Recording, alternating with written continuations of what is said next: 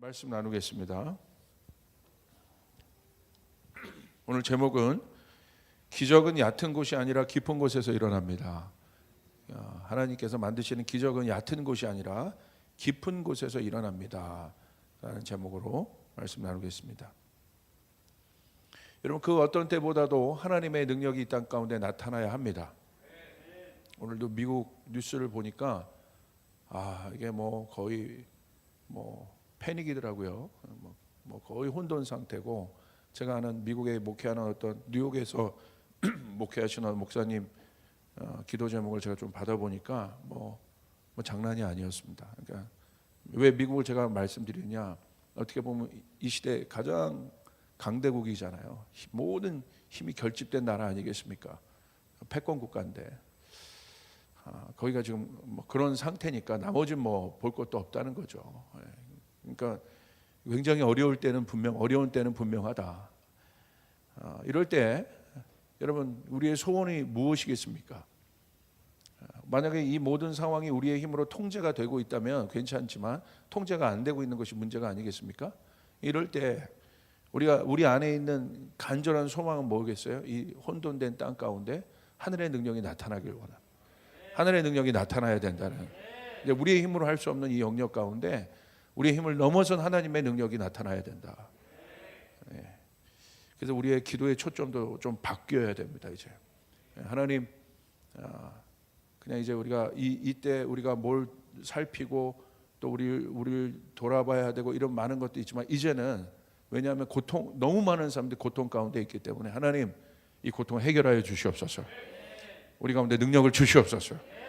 우리 기도가 이제는 조금 더 하나님 앞에 부르짖고 간구하는 기도로 바뀌어야 합니다. 여러분, 성경에 보니까 이 하나님의 능력이, 하늘의 능력이 나타나는 때가 있습니다. 그 대표적인 일들을 우리가 구약의 이스라엘 백성들을 통해서, 이스라엘을 통해서 우리가 좀 알 수 있죠.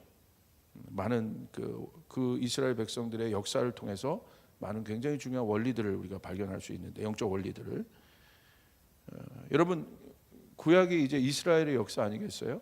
이스라엘이 주는 의미는 뭐겠습니까? 왜 이스라엘의 역사를 구약 가운데 보이셨을까? 왜 이스라엘을 등장시켰을까? 왜 이스라엘을 하나님이 세우셨을까? 의미는 딱 하나죠. 이스라엘은 영이신 하나님을 알고 섬기는 나라로 대표되기 때문에, 그러니까 이스라엘 이꼴 하나님인 거예요. 그러니까 이스라엘이라는 나라 없이는 우리가 하나님을 알 수 없어요. 그러니까 하나님을 아는 족속을 세운 거고, 하나님을 아는 나라를 대표해서 세웠다는 것. 그래서 그들의 역사를 보면 우리가 많은 어떤 그 영적 원리들, 이 땅을 살아가는 많은 원리들, 왜? 하나님과 직접적 관계를 하는 나라였기 때문에 많은 원리들을 발견할 수 있습니다. 여러분, 구약에 보면 하나님은 이방 나라의 하나님이 아니라 이스라엘 하나님이심을 분명히 하시지 않습니까? 아까 제가 말씀드린 것과 같은 맥락이죠. 왜 하나님 이스라엘 대표하셨고, 이방 나라의 하나님이 아니시라 이스라엘 하나님이다, 나는 너의 하나님이다, 그렇게 말씀하셨는지. 이스라엘은 유일한 창조주 하나님을 대표하는 존재로 의미가 있고, 하나님과 이스라엘은 하나입니다. 그래서 이스라엘은 하나님과 떨어져 생각할 수 없습니다. 하나님은 이스라엘과의 관계를 통해서 하나님 나라의 통치 원리를 알려주셨습니다. 그래서 구약에 기록된 이스라엘 역사를 보면 분명한 한 가지 원리가 있습니다. 우리가 정리해 보길 바랍니다. 어떤 원리가 있냐? 오늘 포커스가 그거예요. 하늘의 능력이 나타나야 된다. 자, 그것에 대한 어떤 원리들을 우리가 발견하기를 원하는 거예요. 첫 번째, 아주 단순한 원리예요. 이스라엘을 통해서 우리가 알 수 있는 원리, 하늘의 능력이 나타나는 원리. 그것은 첫 번째, 인간의 힘이 강해지면 하늘의 힘은 약해진다는 것. 땅의 힘이 강해지면 하늘의 힘이 약해진다는 것. 이스라엘의 역사를 보십시오. 하나님이 필요 없을 정도로 자신의 힘을 의지하고 강해질 때, 여러분, 반대로 어떤 상황들이 일어납니까? 영적인 상황은 어두움이 돼요. 계시도 없어지고 예배가 여러분 온전해지지 못하게 되고 영적인 모든 것들이 무너지는 것들을 볼 수 있어요. 근데 그때가 언제예요? 인간의 힘이 강해질 때. 영적인 상황은 약해지고 어두워집니다. 이게 바로 원리입니다. 선악과의 원리 보십시오. 제가 항상 강조하죠. 이 선악과 이야기를 많이 하죠. 너무 중요하기 때문에 그래요. 거기서부터 시작됐기 때문에. 선악과는 무엇입니까? 자신이 힘의 주체가 되고자 하는 마음. 그때 하나님의 존재는 그 순간 사람의 마음에서 없어진다는 거예요. 아담이 선악과를 마음에 새기는 순간 하나님의 존재는 없어진다는 거예요. 이게 원리예요. 바벨탑의 의미가 바로 그 의미 아니겠습니까? 인간의 힘을 극대화시키는 일이 바벨탑이잖아요. 그때 어떻게 됩니까? 영적으로는 가장 혼탁해집니다. 하늘의 능력이 없어져요. 왜? 인간의 힘이 강하니까 하나님이 필요 있겠어요? 내 힘으로 할 수 있는데, 그것이 선악과의 원리인데, 내 힘으로 모든 것을 다스리고 컨트롤할 수 있는데 하나님이 왜 필요하겠어요? 그때도 하나님 섬기잖아요. 아니죠. 그건 섬기는 게, 그건 종교죠. 그냥 종교 행위인 거죠. 두 번째, 반대의 경우입니다. 인간의 힘이 약해지면 하늘의 힘은 강해진다는 것. 아까 약할 때 강함 주시네, 우리 찬양했지 않습니까? 엄청난 찬양이죠. 사실은 어마어마한 원리를 아는 찬양이죠. 하늘의 능력이 이스라엘에 강하게 나타날 때가 있었습니다. 바로 언제입니까? 회개의 순간이에요. 회개는 인간의 힘으로부터 돌이키는 것이에요. 죄악된 나로부터 돌이키는 것이에요. 나 혼자 살겠다고 하는 탕자의 마음으로부터 나오는 것이에요. 하나님 없이도 내가 그렇게 살 수 있겠다, 나는 그 마음으로부터 돌이키는 거예요. 죄인된 나로부터 돌아서는 것입니다. 그래서 탕자의 비유에 나타난 회개는 무엇입니까? 아버지에게 가는 것이었어요. 아버지를 인정하는 것이었어요. 내가 아버지 없이 살 수 없는 존재라는 것을 아는 것이었습니다. 그 순간 어떤 일이 일어납니까?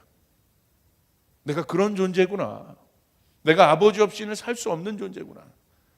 나 혼자 갔다가는 결국 망하는 것밖에 없구나. 그것을 인정하는 순간, 그리고 돌이켜요. 그게 그게 회개라는 거예요. 눈물 콧물 짜는 게 회개가 아니라 그 아버지를 인정하는 것, 그 아버지로부터 돌아가야겠다는 마음의 그 어떤 그 필요를 알게 되는 것, 아버지밖에 없다는 것을 알게 되는 것, 그게 회개입니다. 그때 어떻게 돼요? 탕자의 모든 권위가 땅에서 회복됩니다. 그리고 부유케 됩니다. 풍족하게 됩니다. 이게 원리입니다. 이 원리를 가지고 이 땅에서 하늘의 능력을 자유롭게 펼치면서 사신 분이 있으셨어요. 그분이 누굽니까? 예수 그리스도시죠. 왜 그분 안에 하늘의 능력이 그렇게 나타날 수 있었는가? 키워드가 여기 있어요. 마태복음 11장 29절입니다. 뭐라고 기록되어 있습니까? 예수님이 스스로 뭐라고 얘기하셨어요? 나는 마음이 온유하고 겸손하다.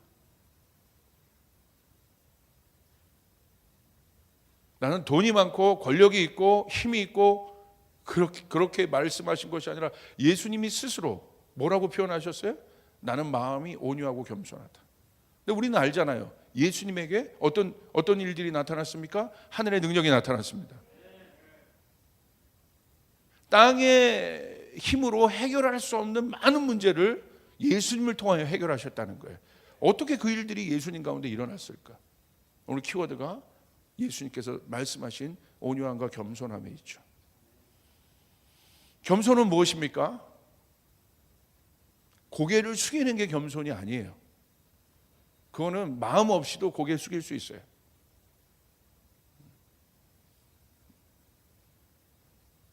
뭐 영화 같은데 어떤 영화 보시면 그런 거 있잖아요. 막 남편이 바람을 폈는데 여자 앞에서도 여자가 다 알고 있는데 남편이 바람을 폈어. 그러니까 여자가 솔직히 말하라고 하니까 남편이 그래도 거짓말을 해요. 그러니까 여자가 웃으면서 속으로는 개 이러더라고.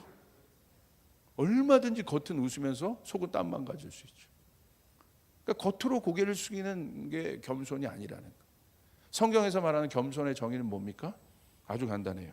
예수님이 겸손한 분이라고 하셨어요. 겸손은 뭐예요? 왕을 아는 마음이에요. 왕은 뭘 의미합니까? 통치를 의미해요. 통치자를 의미해요. 내 위에 통치자가 있다는 걸 아는 거예요. 그러니까 통치자가 있으니까 내가 함부로 하지 않아요. 내 멋대로 하지 않아요. 나를 통치하는 분이 있다는 사실을 인정하는 것이 겸손입니다. 그러니까 여러분 사형리나 이런 거 보면 여러분 의자 그림 여러분 많이 보셨잖아요. 그 내 마음의 보좌에 누가 앉아 있느냐. 내 마음의 보좌에 우리 예수님이 앉아 있으면 그 사람 겸손한 거예요. 내 마음의 보좌에 내가 앉아 있으면 그 사람 교만한 거죠. 내 멋대로 한 거. 그러니까 성경에서 말하는 겸손은 뭐냐? 왕이 내 위에 있다는 거예요. 왕을 아는 마음인 것입니다. 누가 왕으로 앉아 있는가? 내 삶의 주인이 누구인가? 그 로드십을 인정하는 것. 주님의 주대심을 인정하는 것. 주님의 킹십을 인정하는 것. 어디에? 내 삶에서. 그래서 예수님 항상 뭐라고 말씀하셨어요? 내 뜻이 아니라 하늘 아버지의 뜻을 말씀하신 것이에요.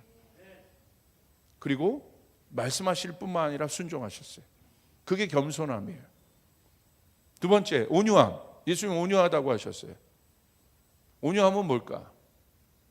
그러니까 힘이 연약한 상태가 온유함이 아니에요. 그냥 뭐 부드러운 마음이 온유함이 아니에요. 온유함은 내 힘의 한계를 아는 마음입니다. 내 힘이 갖고 있는 연약함을 아는 거예요. 내 지혜가 갖고 있는 한계를 아는 것, 내 지식이 갖고 있는 한계를 아는 것, 내 능력이 갖고 있는 한계를 아는 것, 내 소유가 갖고 있는 한계를 소유가 갖고 있는 능력의 한계를 아는 것, 능력의 한계를 아는 마음이 온유함이에요. 그래서 그 사람은 내 마음대로 하지 않아요. 모세가 지면에서 가장 온유한 자가 될 수 있었던 이유는 자신의 힘의 한계를 알았기 때문에 그렇습니다. 그러니까 힘이 있으면 어떻게 돼요? 내 힘으로 할 수 있는 거예요. 그냥 내 힘으로. 돈이 있으면 어떻게 해요? 돈으로 해결할 수 있는 많은 일들을 그냥 해버리는 거예요. 그러니까 그 사람들의 특징은 뭐냐? 기도하지 않아요. 벌써 마음 안에 겸손과 온유가 깨진 사람의 특징, 삶에 나타나는 영적 생활 가운데 나타나는 첫 번째 특징이 뭐냐면 기도하지 않아요. 왜? 기도하지 않아도 되니까. 내 힘으로 해도 문제 해결할 수 있으니까. 내 권력을 써서도 얼마든지 해결할 수 있으니까. 모세가 왜 가장 지면에서 온유한 자가 되었겠습니까? 모세는요 칼을 휘두를 수 있는 권위가 있는 사람이었어요. 이집트의 왕자였지 않습니까? 모세가 보았던 정의로운 일들이 있었어요. 정의가 있었어요. 어떤 정의? 모세가 칼을 휘둘러도 되는 일이에요. 왜? 이집트 왕자죠. 그 당시에 왕자의 권위가 얼마나 셌겠습니까? 거기에 여러분 그냥 불쌍하게 약한 자가 여러분 핍박을 받고 있잖아요. 개입할 수 있는 거죠. 왕자의 신분이라면. 칼을 휘두를 수 있는 겁니다. 그리고 모세가 여러분 지도자 아니겠습니까? 백성들이 목마르고 막 불평할 때 뭐 하나님께서 말씀하셨어요. 하나님의 방법이 있었어요. 근데 모세가 어떻게 했습니까? 지팡이를 모세에게 있는 지팡이는 능력이 하나님 능력을 말해요. 근데 어떻게 해요? 그 지팡이로 바위를 쳐버린 거예요. 그래서 물이 나오게 했어요. 해결했어요. 근데 그것 때문에 여러분 모세가 가나안 못 들어가잖아요. 뭘 의미하겠어요? 온유함이란 건 뭐겠어요? 여러분 그냥 그거 바위 쳤다고 뭐 하나님께서 그렇게 하실까가 아니라 이건 어마어마한 교만합니다. 교만함이에요. 하나님 말씀보다 자기가 높은 거예요. 그러니까 결정적인 타이밍에 가서는 내 힘을 꺼내버리는 거예요. 통제되지 않는 힘을 말해요. 그러니까 그 통제되지 않는 힘, 그걸 다른 말로 뭐라고 그래요? 분노죠. 화죠. 분노와 화가 언제 일어나요? 통제되지 않는 상황에서 나온다. 우리 대은 전사님이 보면 참 온유하고 착한 사람이에요. 우리 대은 전사님도요, 같이 동료 있는 전도사님들이 계속 놀려보세요. 하지마. 근데 또 계속 깐죽깐죽 또 계속 놀려보세요. 하지마. 왜 그래, 하지마.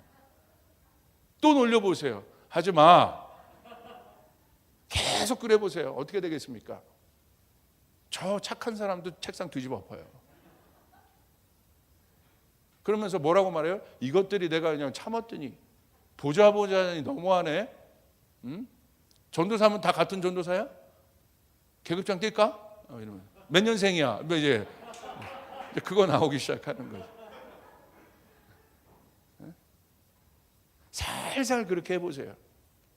예수님 보세요. 예수님. 왜 예수님은 온유한 분인가? 계속 코너로 몰잖아요. 살살 계속 예수님에게 그렇게 하잖아요. 치고 또 치고 또 치고 또 치잖아요. 70번씩 7번이라도 예수님 용서하라는. 7번씩 70분이에요. 70번씩 7번. 맨날 헷갈려. 오른뺨이에요? 왼뺨이에요? 맨날 헷갈려. 예수님 왜 온유한 분이셨어요? 그 키가 뭐예요? 어린 양이에요. 도살장에 끌려가셨다는 거예요. 버티실 수 있는데 도살장에 끌려가셨다는 거예요. 그게 온유함이라는 거예요. 12군단 되는 천군 천사를 이용해서 쓰실 수 있는 분인데 안 쓰신다는 거예요. 그래서 사실은 온유함이란 건 뭐냐면 육이 완전 죽은 거예요. 엄청난 상태입니다. 그러니까 땅의 힘이 통제하지 못하는, 땅의 힘의 영향으로부터 자유로워진 상태가 온유한 상태예요. 이 사람에게는 하늘의 능력이 나타납니다. 뭐가 나타나요? 하늘의 능력이 나타나요. 겸손은 권위에 관한 것이에요. 그렇기 때문에 예수님 겸손한 통치자를 아셨잖아요. 그 권위는 어디서 와요? 내가 만드는 권위의 문제는 성경에서 말하는 권위의 의미는 내가 만드는 게 권위가 아니에요. 권위는 위로부터 주어지는 것입니다. 그러니까 그 통치자를 아니까 겸손한 사람에게는 뭐가 생겨요? 하나님이 겸손하게 권위를 주십니다. 겸손하면 하나님이 높이십니다. 할렐루야. 이게 원리입니다. 온유한 자에게는 능력이 생겨요. 이게 원리예요, 원리.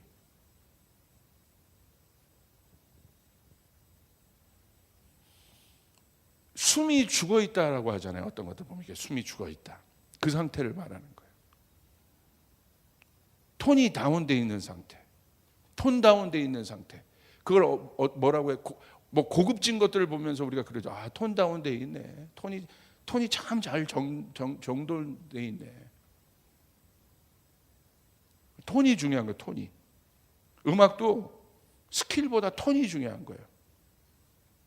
여러분 막 엄청 잘 치는 사람, 기능적으로 기타도 잘 치고 건반도 잘 치는 사람 많죠. 근데 그런 사람은 너무 많거든. 빨리 막 하는 게 무슨 그 의미야. 예전에 그거 보고 너 엄청 빨리 친다. 1초에 몇 번 칠 수 있다. 이런 거 하는데 그게 아니라 그 음색 하나가 만들어주는 톤이 있단 말이에요. 그 톤. 그걸 뭐라고 해요? 그게 이제 묻어나 있는 거죠. 그 상태. 그게 바로 온유함의 상태. 그래서 온유한 자에게 가면 뭐가 있어요? 숨이 죽어 있고 톤이 다운되어 있기 때문에 안정감이 있습니다. 환경을 초월한 안정감이 있어요. 할렐루야. 아멘. 폭풍도 잠잠케 하는 힘이 온유함이에요.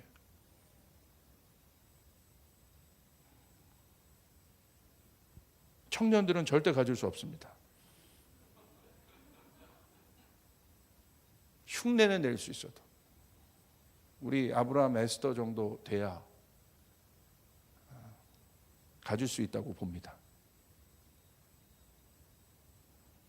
우리 아브라함 에스더가 이 폭풍도 잠잠케 하는 이 안정감이 있으시길 바랍니다. 할렐루야.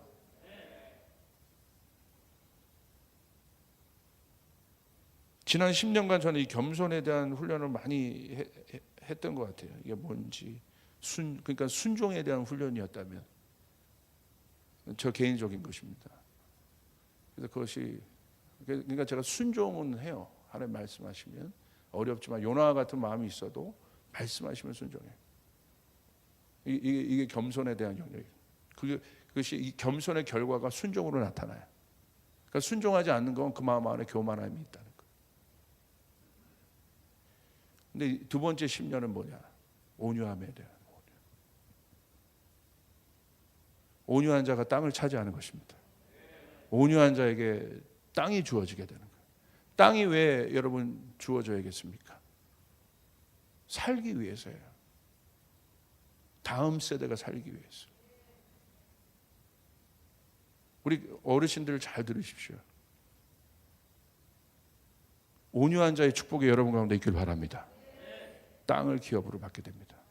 그 땅을 기업으로 받아야 여러분은 밑에 세대가 살게 되는 것입니다. 그분이 예수님이셨다는 거예요. 하늘의 능력이 임하는 하나님의 사람들을 한번 생각해 봅시다. 그러므로 이제 우리는 내가 연약해지는 순간을 포착해야 합니다.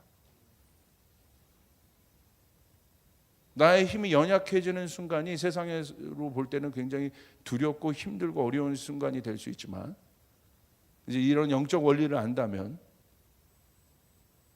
내 힘이 연약해지는 순간이 어떤 때인가, 이 순간을 이제 잘 봐야 돼요. 믿음의 눈으로 봐야 돼요.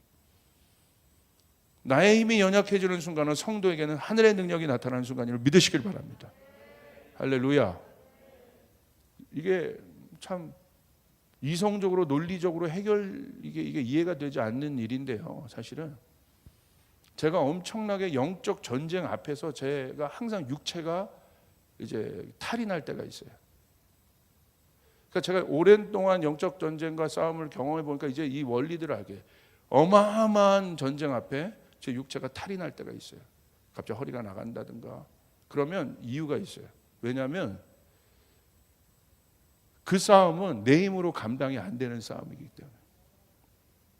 육체가 확 어려워지면 어떻게 돼요? 이게 뭐 다른 어떤 것들이 뭐 들어오지가 않아요. 특별히 저 같은 경우 허리가 만성으로 아픈데 이게 괜찮다고 꼭 이게 저희 와이프 나라 이게 특성이에요. 엄청난 전쟁 앞에서 하늘의 능력밖에 없다. 할렐루야. 그렇게 되면 실제적인 육체의 연약함 안에 있을 때 뭐가 되냐면요, 힘은 들지만 마음과 이 모든 상태가 주님께 이렇게 정렬돼요. 선명하게 정렬됩니다. 그래서 제가 알아요. 주님이 만드신 상황이라는 것을. 그래서 이거 이성적으로 제가 여러분에게 설명할 수가 없다는 거예요. 그 순간이 하늘의 능력이 나타나는 순간이다. 하나님이 어떻게 보면 세팅하신 순간이다. 오히려 나를 사랑하시는 거다. 그리고 이 전쟁이 얼마나 강력한 전쟁인지를 알려주시는 거예요. 이 땅에 가장 강력한 하나님 나라의 능력이 임하는 순간이 언제입니까? 언제? 여러분 보세요. 이 땅에 하나님 나라의 능력이 가장 강력하게 임했을까요? 이 땅에. 여러분 언제라고 생각하십니까? 갈멜산의 전투일까요? 뭘까요? 언제일까요? 십자가 사건이에요. 십자가 사건. 십자가 위에서 우리 예수님이 어떤 상태로 죽으셨습니까? 가장 연약한 몸으로 사망하셨어요. 도살장에 끌려가시는 어린 양이신 그분이 반항 한 번 안 하고 뭐 버티지도 않으시고 그냥 그 죽음의 수순을 그대로 맞으셨어요. 우리 다음 주간 고난 주간인데 그 순간을 오롯이 몸으로 다 받아내셨어요. 그 십자가 언덕으로 십자가를 지고 골고다 언덕을 올라가셨던 예수님의 상태가 점점 강해지셨습니까? 약해지셨습니까? 약해지셨죠. 그리고 그 못 박힘을 당하실 때 예수님은 어떻게 하셨습니까? 약해짐의 절정이죠. 그리고 십자가에 매달렸을 때 이제 왜 십자가 형벌의 여러분 특징이 뭡니까? 그 말라 죽이는 거잖아요. 물과 피를 쏟게 해서 죽게 하는 거잖아요. 그러니까 마지막 예수님의 숨이 절정에 이르렀을 때 예수님의 상태를 한번 생각해 보십시오. 가장 약했다. 가장 약한 순간이었다. 그때 하늘의 능력이 임합니다. 할렐루야. 그때 이 에덴 동산에서부터 우리 인간을 고통스럽게 했던 한 문제, 죄의 문제. 그 죄의 문제가 언제 해결됩니까? 예수님의 가장 약한 몸에서 해결되었다. 죄의 권세가 깨어지는 순간이었다는 거예요. 죄의 견고한진이 부서지는 순간이었다는 거예요. 저주가 깨지는 순간이었다는 것이에요. 언제 일어나냐는 거예요. 거기서 일어났다. 거기서. 그래서 십자가가 비밀인 거예요. 여러분 결론을 이따 맺겠지만 이 땅에 하늘의 능력이 여러분 이 혼돈된 이 세상에 하늘의 능력이 나타나는 길은 십자가의 능력을 아는 자들이 일어나는 것입니다. 할렐루야. 십자가의 능력밖에 없다는 것이에요. 그 십자가 뭐예요? 바라보면 연약함의 상징입니다. 저주의 상징입니다. 고통의 상징입니다. 그런데 이 십자가가 선포되었을 때, 우리 주님이 그 십자가에서 죽으셨을 때, 이 땅에 상상치 못했던, 한 번도 임하지 못했던 하나님 나라가 실제로 임해버렸다. 죄의 권세가 파쇄되었다. 묶였던 자들이 자유케 되었다. 그 일들이 일어났다는 것입니다. 이게 비밀입니다. 그러므로 내 삶에 나의 힘이 연약해지는 순간은 내가 아니라 하나님이 만드실 것이다. 그래서 저는 지금 많은 부분에 우리의 힘들이 정말 이렇게 쓸모없는 것처럼 보이잖아요.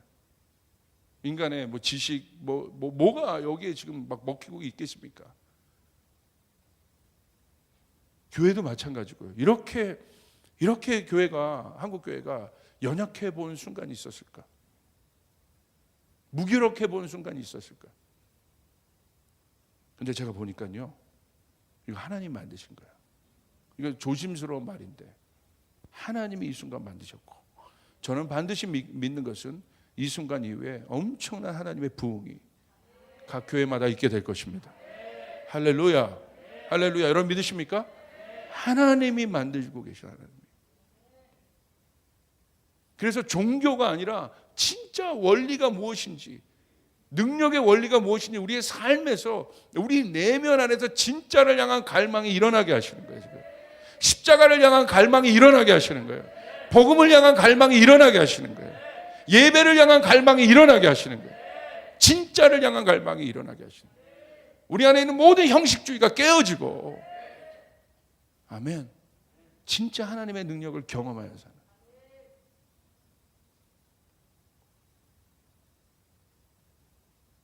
여러분 모세의 삶 보십시오.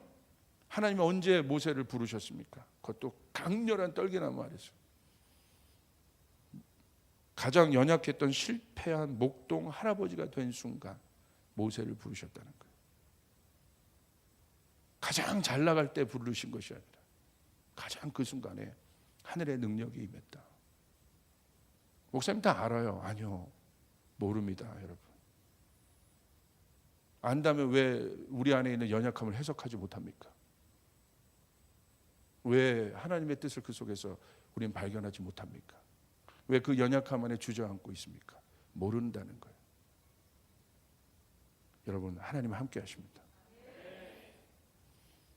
오늘 그런 분들이 있습니까? 하늘의 능력이 여러분에게 가까이 왔음을 하늘의 지혜로 밝히 아는 순간이 오늘 예배가 되시길 바랍니다. 두 번째, 쌍의 원리가 있어요. 쌍의 원리. 반대의 원리. 이건 뭐냐면요, 아주 중요한 원리가 바로 이 쌍의 원리인데, pair, 짝의 원리입니다. 생명이 만들어지는 창조의 원리가 있어요. 아주 간단해요. 사람을 지으시고 어떻게 만드셨어요? 남자와 여자를 쌍으로 만드셨어요. 짝으로 만드셨어요. 짝이 있어야 생명이 만들어져요. 다른 어떤, 여러분 생명이 가장 중요한 문제잖아요. 우리에게 있어서 본질이잖아요. 돈으로도요 생명 못 만들어요. 권력으로도 생명은 못 만들어요. 생명을 만들 수가 없어요. 창조의 영역이기 때문에. 이 창조의 영역, 신의 영역이죠. 사실은 하나님의 영역이죠. 그 하나님의 영역을 유일하게 맛보는 순간이 언제예요? 한 몸을 이룰 때예요. 그거 말고는 생명이 태어나지가 않습니다. 아담은 하나님이 만드셨고 그 다음부터는 하나님도 이 생명의 원리대로 번성케 하셨어요. 서로 다른데 남자와 여자, 사람인데 서로 달라요. 그런데 이 서로 다른 것이 한 몸을 이뤘어요. 짝을 이루었을 때. 그러니까 남자는 누구를 존중해요? 나와 다르지만 같은 사람인 하와가 얼마나 중요한지를 알게 돼요.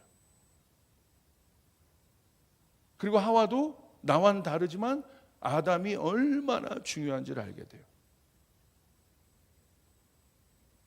이게 비밀인 거예요. 이게 짝의 원리예요. 하나님께 두신. 나와 다른 것에 대한 중요한 것, 나와 다른 상대에 대한 중요함을 깨닫게 되는 것, 나만큼 중요하다는 것을 알게 되는 것. 그게 왜 그래요? 내가 없는 것이 있기 때문에. 반대의 원리입니다. 그게 바로.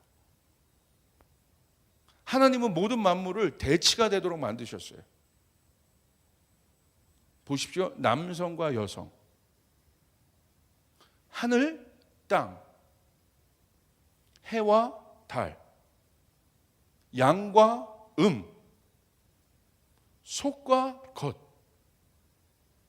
죄와 은혜, 처음과 마지막, 천국과 지옥, 우리 예수님을 표현한 유다의 사자와 어린 양. 하나님의 말씀도 한 날만 있는 것이 아니에요. 양날선 말씀이라고 되어 있어요. 양날, 사랑과 정의.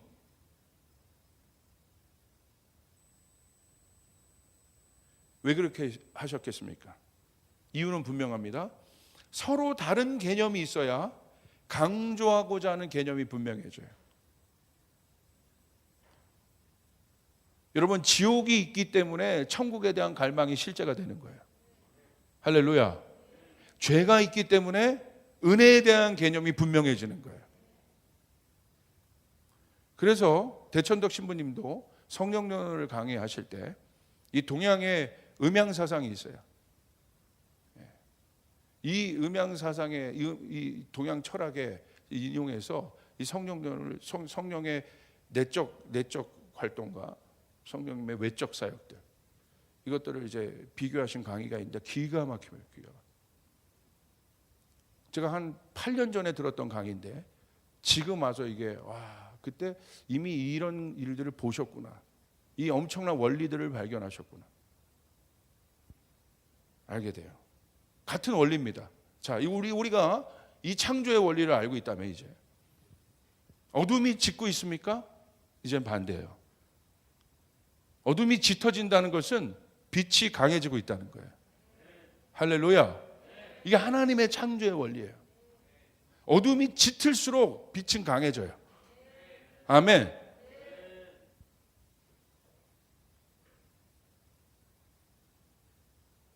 굶주림이 있습니까? 이 굶주림 때문에 배부름을 알게 되는 거예요. 풍성한 부유함이 있다는 사실을 우리가 알게 되는 거예요. 여러분, 그 일들이 준비되고 있다는 사실입니다. 묶임이 있습니까? 풀림이 있다는 사실입니다. 사탄의 영향이 커지고 있습니까? 우린 거기만 집중하죠. 중보자가 거기만 집중하죠. 이 중보자들은 옛날 중보자들이에요. 어둠을 보고 싸우는 중보자들은 옛날 중보자들이에요. 사탄의 힘이 강해지고 있습니까? 진짜 중보자들은 그만큼 하늘의 능력이 강해지고 있음을 인식하여 하늘의 능력을 풀어낼 수 있는 자들이에요. 디펜스 하는 자들이 아니라 풀어내는 자들입니다. 할렐루야. 하나님의 심판과 능력 또한 사탄의 영향이 강해질수록 하나님의 그 사단의 영향이 강해지고 있다는 것은 거기서만 우리가 함몰될 것이 아니라 하나님의 심판 또한 강해지고 있고 하나님의 능력 또한 강해지고 있다는 사실을 우리가 알아야 합니다. 여러분, 십자가의 죽음이 가까이 오고 있습니까? 부활의 능력이 강해지고 있다는 사실입니다. 이 사실을 믿으시길 바랍니다. 반대를 보며 현 상황의 균형을 맞추는 것이 하나님의 사람인 것이에요. 반대의 경우도 있어요. 나의 힘이 커지고 있습니까? 내 힘이 막 커져요? 그래서 내 안에 있는 자만과 교만이 막 커지고 있습니까? 하늘의 능력이 약해지고 있다는 사실입니다. 교만과 오만함이 내 안에 감지되고 있습니까? 그때는 반대가 빨리 깨어나는 거예요. 겸손과 온유함으로 엎드려져야 된다. 어떤 청년이 저에게 질문했어요. 목사님, 제가 참 교만한 것 같아요. 그래서 제가 그랬어요. 너 진짜 겸손한 애다. 왜요? 네가 네 안에 있는 교만을 인식할수록 네 안에 있는 겸손은 강해지기 때문에. 그것을 인식하는 못하는 순간 너는 오만해지는 거야.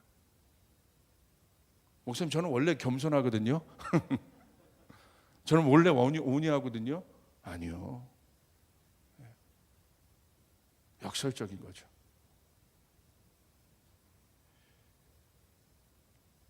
그러므로 인간의 힘이 이렇게 약해지는 이 순간 우리가 여기서만 갇혀 있을 것이 아니라 이제 믿음의 눈을 뜨고 바로 이때 하나님의 능력은 강해지고 있다. 여러분, 믿으시길 바랍니다. 흉년이 예고되고 있습니까? 풍년을 풀어낼 자들이 있다는 거예요. 그 사람들이 일어나게 된다는 것이에요. 조이풀 교회가 그 교회가 돼야 돼요. 함몰되면 안 된다는 거예요.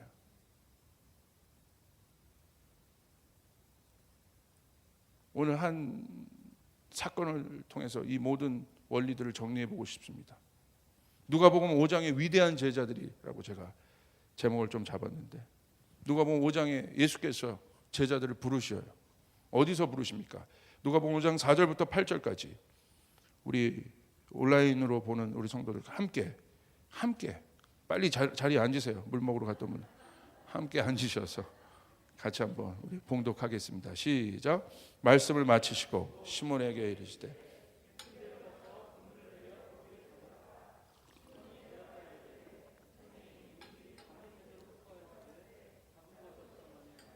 말씀에 의지하여 내가 그물을 내리리이다 하고 그렇게 하니 고기를 잡은 것이 심이 많아 그물을 찢어지는지라.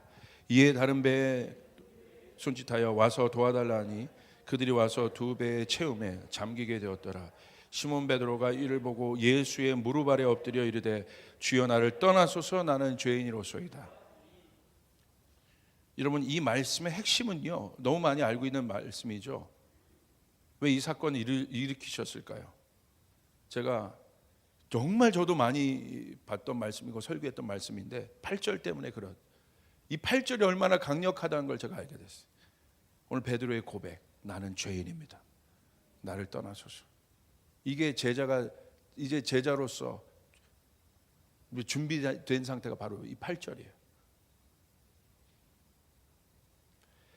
여러분, 제자들의 상황은 5절의 기록처럼 어떻게 됐습니까? 밤이 새도록 수고해도 수확이 없는 상태입니다. 지금 꼭 우리들 같아요. 지금 열심히 했어요. 오늘 많은 분들의 질문은 그거예요. 열심히 했다는 거예요. 오늘 그렇게 인류가 열심히 달려왔고 한국교회가 열심히 달려왔어요. 열심히 했어요. 그런데 그렇게 밤이 맞도록 수고했는데 다른 때와는 다른 거죠. 왜 달라요? 잡은 것이 없어요.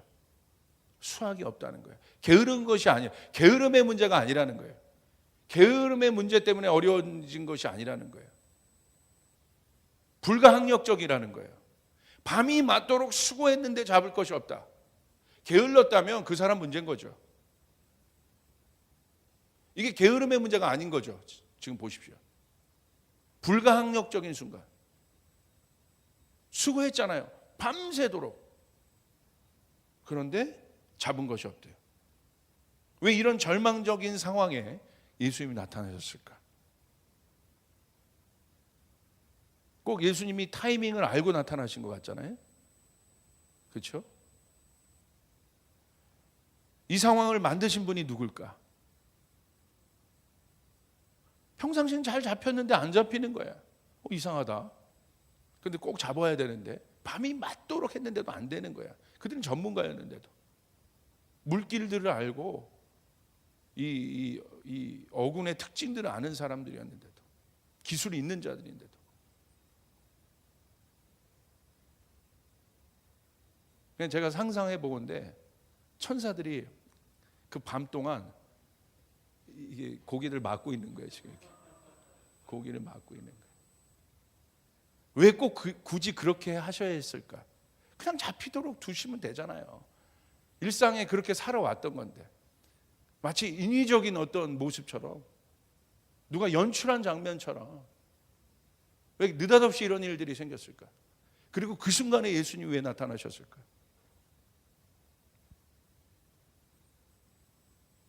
이 아카데미상을 뭐 봉준호가 타서 유명해졌지 않습니까? 제가 보니까 이거 예수님이 연출하시는 거예요. 연출. 이 상황을 만드시는 겁니다. 지금 이 땅을 향해서 이 상황을 만드시는 거예요. 우리의 삶, 우리의 일터를 향해서 이 상황, 우리 교회를 향해서 이 상황을 만드시는 거예요. 불가항력적인 상황인 거예요, 지금. 그 순간에 제자들을 부릅니다. 이게 제일 중요한 순간이잖아요. 부르심이 임하는 순간이에요. 이 순간에. 결론은 어떻게 됩니까? 제자들이 모든 것을 버려두고 예수님을 따라요. 예수님 제자들이 필요했고, 그 제자들을 통해서 하나님 나라가 실제적으로 확산되었습니다. 가장 중요한 순간이에요. 예수님의 사역에 있어. 이 제자에 담겨진 의미가 무엇입니까? 제자는 어떤 사람들이에요? 하나님의 사람들이에요.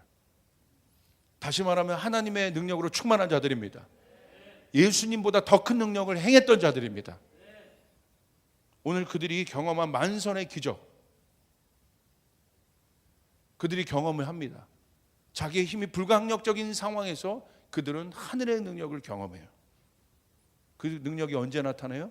그들이 가장 연약했던 그 순간, 밤이 맞도록 수고해도 아무것도 잡히지 않았던 그 순간. 이건 무슨 사인일까요? 이건 제자가 어떤 사람인가를 보여주는 거예요. 제자는 하늘의 능력으로 사는 자들이다. 내 능력이 아니라 하늘의 능력으로 사는 자들이다. 내 능력으로는 만선 못합니다. 이게 오늘 성경이 보여주는 포인트예요. 내 능력으로는 금을 찢어지도록 잡지 못해요. 한 배 가득 찬 것도 여러분 이게 굉장히 잘한 건데, 한 배를 더 불러서 2배에 채웠다고 돼 있어요. 하나님이 하시는 거예요. 이게 하나님의 능력입니다. 하나님이 일하시면 이렇게 일하세요. 아멘. 하나님이 일하시면 이렇게 일하십니다. 내가 가는 것이 아니라 하나님이 일하시면 이렇게 되는 것이에요. 2배에 가득 채우리라. 그냥 내가 잡았던 것보다 적당히 많으면 하나님에 대해서 생각해 봤겠어요? 하나님의 존재에 대해서? 이거는 자신의 일생에서도 별로 가끔 있을까 말까 지금 일들을 지금 경험하는 거예요. 내 일생에 이런 풍년이 있을 수 있나? 이런 만선이, 2배 가득한 만선이 내 고기잡이 생활에 몇 번이나 올까? 하나님이 일하시면 이런 정도 일하십니다. 차원이 다르게 일하십니다. 하나님이 공급하시면 차원이 다르게 공급하십니다. 하나님이 치유하시면 차원이 다르게 치유하십니다. 하나님이 회복하시면 이렇게 하신 거예요. 이게 누구예요? 제자들이에요. 하늘의 능력을 경험하는 자들.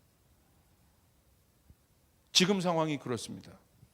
밤이 맞도록, 밤이 새도록 수고해도 아무 결실도 없는, 오히려 절망이 커지는 이때가 바로 하나님의 능력이 나타날 때입니다. 예수님께서 제자들에게 부탁하신 건 뭐예요? 깊은 곳으로 가자. 깊은 데로 가서 그물을 내리라. 여러분, 왜 깊은 데로 가서 그물을 내리라고 하셨을까? 굉장히 예수님이 현실적이고 이성적인 분이세요. 지금 아무것도 없는 사람에게 필요를 채워주시는 거잖아요. 그들의 공허함 가운데 기쁨의 일들을 보여주시려고 하시는 거잖아요. 왜 깊은 데로 갈까? 깊은 곳에 뭔가 의미가 있겠지. 무슨 영적인 의미 아니요. 깊은 곳으로 가야 고기를 많이 잡아요. 무슨 말이냐? 얕은 곳에 있으면 그물을 내리는 것에 한계가 있어요. 실제적인 이유입니다. 제가 엄청난 그물이 있어요. 근데 제가 그물을 갖고 있는데 옅은 곳에 던져봐요. 그물이 제대로 펴지기나 하겠어요? 그물이 펴져야 들어갈 것 아닙니까? 제대로 펴져야 들어갈 것 아닙니까? 그물도 안 펴지고 이 얕은 곳에서 이렇게 그물이 적재된 상태인데 거기에 고기가 들어가겠어요? 예수님이 깊은 데로 가라는 것은 너무나 실제적인 이유입니다. 여러분을 하나님이 깊은 데로 끌고 가는 것은 실제적인 이유입니다. 하나님 그곳에서 내가 던질 수 있는 만큼의 한계의 그물을 던지죠. 내 능력의 한계를 던져내게 하세요. 할렐루야. 깊은 곳은 그런 곳입니다. 깊은 곳에 들어가야 그물이 펴지게 되는 것이에요. 오늘 결과는 뭐예요? 만선되게 하신다. 풍족하게 하신다. 믿으시면 아멘 합시다. 믿으시면 아멘 합시다. 여러분 믿습니까? 그게 깊은 곳의 비밀이에요. 다른 비밀이 아니라. 우리를 깊은 데로 끌고 가시는 이유는 만선되게 하시려고, 그물이 찢어지는 것을 경험하게 하시려고. 그러므로 여러분에게 있어의 깊은 곳은 어디입니까? 내가 던질 수 있는 내 그물의 한계를 던져내야 돼요. 그래야 채워요. 이게 원리입니다. 다시요. 얕은 곳에서는 내 그물의 그물이 펼쳐지지가 않아요. 깊은 곳에 가야 내가 갖고 있는 그물이 펼쳐질 수 있어요. 그곳이 깊은 곳이에요. 오늘 주님이 저를 그곳으로 이끄셔요. 오늘 주님이 우리 교회를 그곳으로 이끄세요. 오늘 주님이 커버넌트를 그곳으로 이끄세요. 여러분의 사업을 그곳으로 이끄세요. 펼쳐라. 걱정하지 말고 펼쳐라. 주저하면 안 됩니다. 아끼면 안 돼요. 머뭇머뭇거리면 안 돼요. 주님이 명하신 포인트에 펼쳐야 되는 거예요. 힘을 다해 펼쳐야 되는 것이에요. 그만큼 채워지게 돼요. 그렇게 되면 어떻게 돼요? 주님이 채우시는 것입니다. 우리 조이풀 교회는 이제 깊은 곳에 그물을 내릴 때입니다. 펼치는 것이에요. 내가 갖고 있는 한계. 주님은 채워주길 원하십니다. 주님은 기적을 경험하게 하기를 원하십니다. 믿으시면 아멘 합시다. 그분이 우리 주님이십니다. 만선의 기쁨의 하게, 2배의 영광이 우리 가운데 임하게 하기를 원하시는 거예요. 그 사람이 제자인 거예요. 2배의 영광을 경험하는 자. 오늘 제자의 위대함은 무엇입니까? 잡은 것이 없지만 말씀에 순종하여 그물을 내리겠습니다. 이 한마디. 놀라운 것은 예수님이 이렇게 하실 수 있잖아요. 바다를 막 가르시면서 고기를 확 띄우셔서 고기를 하늘로 올리신 다음에 배에 보면서 확 이렇게 하실 수 있다 없다? 있으시잖아요. 이왕 하실 거면 그게 조금 더 신 같지? 그러잖아요. 갑자기 바람이 거기 갈릴리 호수가 가요. 예수님이 고기를 쫙 들어 올리셔서 어느 배야? 이렇게 해서 예수님 채우실 수도 있잖아요. 왜 이렇게 하셨을까? 왜 제자들에게 이것을 보이셨을까? 이 일이 오늘날 우리 안에도 일어날 수 있다는 사실이에요. 아멘. 우리의 그물을 통해서 이 일들이 일어날 수 있다는 것이에요. 여러분이 생각하는 그물은 그거지만 문제는 펼쳐지지 않는다. 내가 갖고 있는 그물은 요만큼이지만, 여러분 관건은 어디입니까? 주님 말씀하신 이젠 깊은 데로 가서 네 그물을 펼쳐라. 만선의 기쁨이, 2배의 기쁨이 더블 포션의 영광이 오늘 우리 가운데 있게 될 줄 믿습니다. 여러분 신나지 않으세요? 전 이 말씀을 준비하면서 너무 신났어요. 이거구나. 그리고 이 일을 경험한 제자들은 뭐라고 고백합니까? 와, 당신이 하나님이시네요. 놀랍네요. 아니요. 진짜 하늘의 능력을 경험한 사람은 이 제자 시몬 베드로가 뭐라고 고백했습니까? 예수의 무릎 아래 엎드려. 진짜 하늘의 능력을 본 사람은 이런 고백을 한다는 거예요. 당신 그분의 하늘의 능력을 경험한, 내가 내 불가항력적인 이 상황을 돌파시킨 그분을 보면서 뭐라고 고백합니까? 나를 떠나소서 나는 죄인입니다. 죄인이기 때문에 주님이 오신 거예요. 이건 역설적인 고백이에요. 우리가 의인이었으면 예수님 우리에게 올 필요가 없으세요. 죄인과 예수님 함께 하세요. 연약하기 때문에 함께 하시는 거예요. 부족하기 때문에 우리와 함께 하시는 것이에요.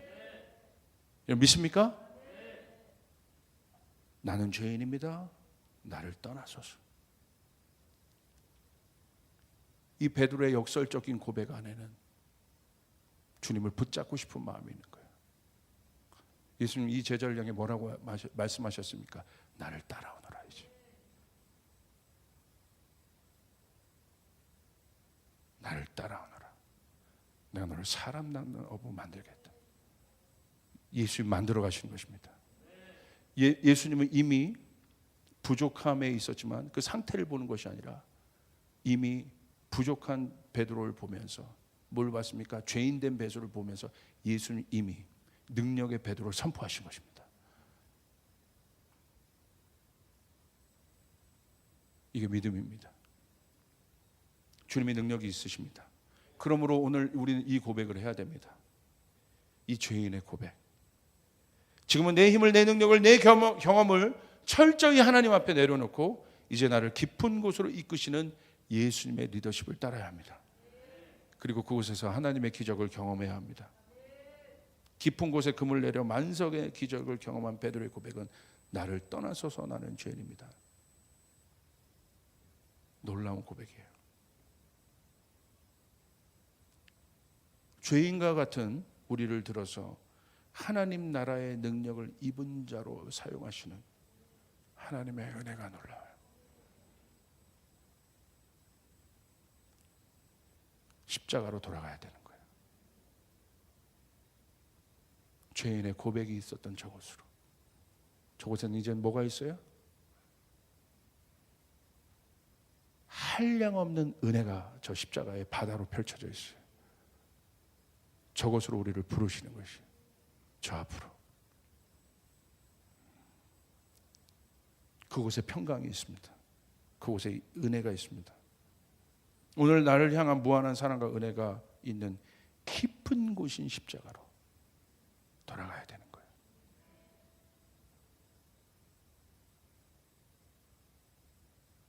십자가를 깊이 생각해야 돼요. 십자가의 능력을 붙잡아야 돼요. 십자가의 바람이 불어오게 해야 돼요. 할렐루야. 한량이 없는 십자가, 한량이 없는 은혜, 한량이 없는 용서함, 풍족함과 부유함, 영광, 그 바다가 저 십자가 안에 있어요. 저희 십자가의 바다로 우리는 항해를 해야 되는 것이에요. 그리고 그곳에서 깊이 비밀 그물을 내릴 때, 십자가의 능력을 붙잡고 깊이 그물을 내릴 때 회복이 있고 치유가 있고 이 땅에 하나님 나라가 실제가 되는 일들이 일어나게 될 줄 믿습니다. 그 십자가 안에 안식이 있습니다. 평강이 있습니다. 회복이 있습니다. 치유가 있습니다. 나는 죄인입니다. 오늘 베드로의 그 고백에, 이 고백이 왜 중요했습니까? 베드로의 이 죄인입니다 이 고백에 예수님의 십자가가 세워졌다는 사실. 십자가가 이 세상 사람들에게 미련하고 어리석게 보이는 것일지라도 이 어리석은 십자가를 우린 붙잡아야 돼요. 이 미련한 십자가를 붙잡아야 돼요. 그리고 그 능력이 우리 안에 나오게 정렬돼야 됩니다.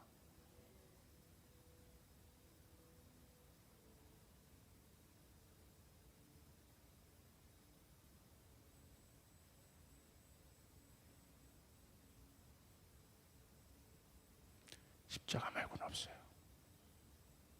십자가 말고는 이 땅에 하늘의 능력이 나타날 수 있는 어떤 것이 없어요. 십자가 앞으로 가야 돼요.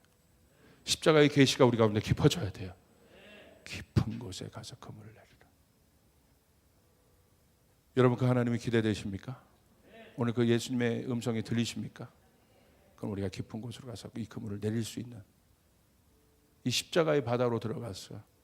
이 십자가 안에 부유함이 있어요. 이 십자가의 능력을 붙잡고 그물을 내리며 그곳에 채워짐이 있음을 여러분 믿으시길 바랍니다. 지금 바로 그때입니다. 우리가 진짜 회복해야 될 때입니다. 마른 뼈들이 살아날 수 있는 때입니다. 여러분, 그런 하나님의 인도하심이 우리 가운데 있기를 주님을 축복합니다.